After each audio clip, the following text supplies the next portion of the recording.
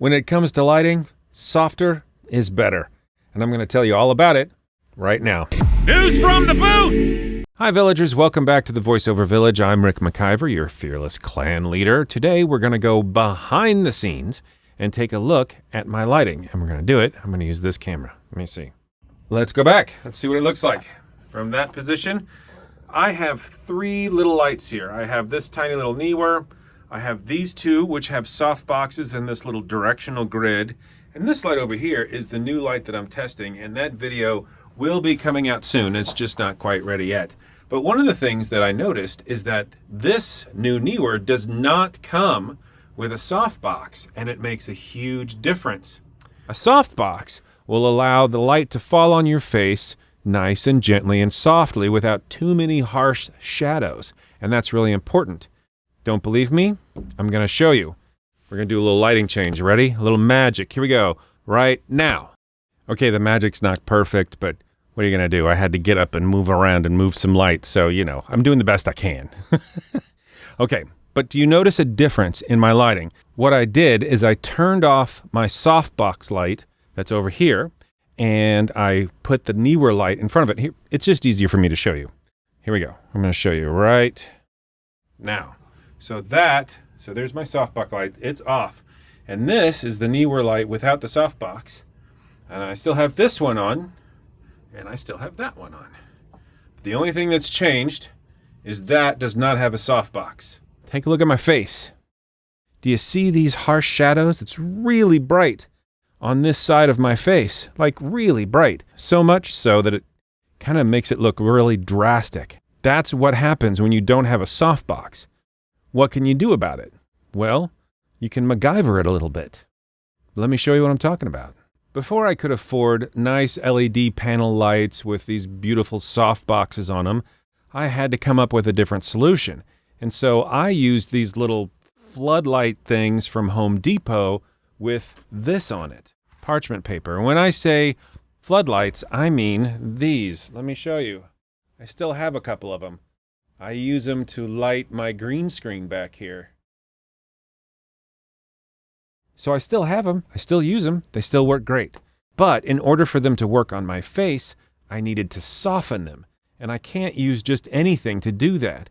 I see some YouTubers that say, hey, go get a cheap $1 shower curtain from wherever, the dollar store, and hang it in front of your light. There's a problem with that. In that some lights, not LED panels necessarily, but some lights get really, really hot, and you don't want plastic around that. So there's a solution. It's this stuff, parchment paper. This is made for baking, and you have to get the kind that's not like this tinted brown. It has to be the kind that is kind of a milky white. Let me show you. This stuff is resistant to heat. And it's very loud when you open it, so you can't hear me when I talk. No, this stuff is resistant to heat, but you can kind of see through it. I mean, it's kind of milky. I'm going to show you what I used to do before I could afford fancy lights. I use this stuff. So all you need is some parchment paper and some clips. I use these industrial clips here, but I've used all kinds of clips in the past. Those little metal office clips work really well because, you know, they're not going to melt and they're not going to catch on fire. These are heat-resistant clips specifically made for lights, so they're fine too. But let me show you how it works.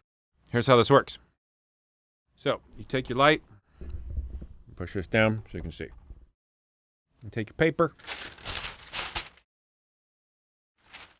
You clip it to the barn doors. If you don't have barn doors, those old lights, I clipped it to the frame. This doesn't have to be fancy. In fact, the messier the better. Because if it's too perfect, you want to get that light to kind of bounce around and before it comes out and hits you, to soften it up so it's not so direct right at your face. So I'm going to do this, like that. Depending on the light you have in your situation, you might need two pieces. Put it like that, that's good. I'm going to use two. One more. Like I said, this stuff is great. All right, Lift up the barn door. Have another clip. This one I'm going to make really big and wide here.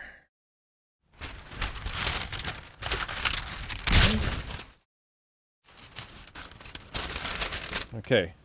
Again, the idea here is you're creating this kind of, I mean, it looks a mess. It looks a total disaster. However, it works really well. So let's turn it on and let me show you. Click. Look at that. You have a nice, soft source light that doesn't give you harsh shadows anymore. Let me put it up and prove it. I'll put this back to where it was, just off camera. And there you go. Oops, come here. And there you go. You have a nice, soft light that doesn't give you harsh shadows. And I didn't have to go spend $100 or $150 or $200 or however much it cost to get an expensive softbox. I like my expensive softboxes because they look really cool. See how that softens up my face? So I'll do a picture like this, and then I'll take it off and do another picture, and you can see the difference. All right, so here's the before. You see how harsh that is? See how bright? It even actually kind of hurts my eyes a little bit. The other one didn't. So if you're trying to get a homemade lighting solution, parchment paper is your best friend. I hope, whoa, shake the world. I hope this has been helpful. If it has, let me know. Leave me a like. I would really appreciate it. If you want to watch some more videos all about YouTube and voiceover, go ahead and look at these videos right here. Oh, God. I hope this has been helpful. Thanks for watching. Until next time. Jeez.